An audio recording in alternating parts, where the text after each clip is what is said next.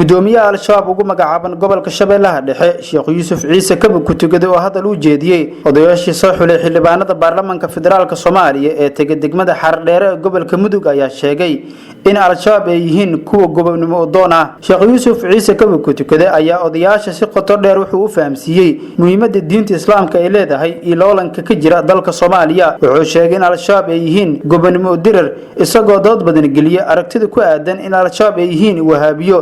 wuxuuna sheegay in qof kasto islaam ah laga bixiyo tilmaam qaldan. aniga oo shabaab ah cunugeyga aan dhalay waxa uu ka dagaalamaa gudaha dalka Kenya uma baahnin ciidan shisheeye.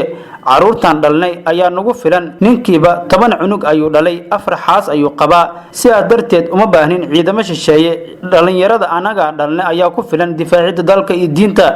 shabaab waa gobonimo doon waxay doonayaan in diinku uu saro maro ayuu yiri Sheekh Yuusuf Ciise Kabir ku tukaday gudoomiyaha al-shabaab ugu magacaaban gobolka Shabeellaha Dhexe. al-shabaab oo dagaal kula jirta dawladda federaalka Soomaaliya iyo ciidamada midowga Afrika AMISOM ayaa waqti walba waxay sheegaan in ay u dagaalamayaan sareynta diinta Islaamka isla markaana ay dagaalka ay sii wadi doonaan inta ciidamada AMISOM ay ku sugan yihiin gudaha dalka Soomaaliya.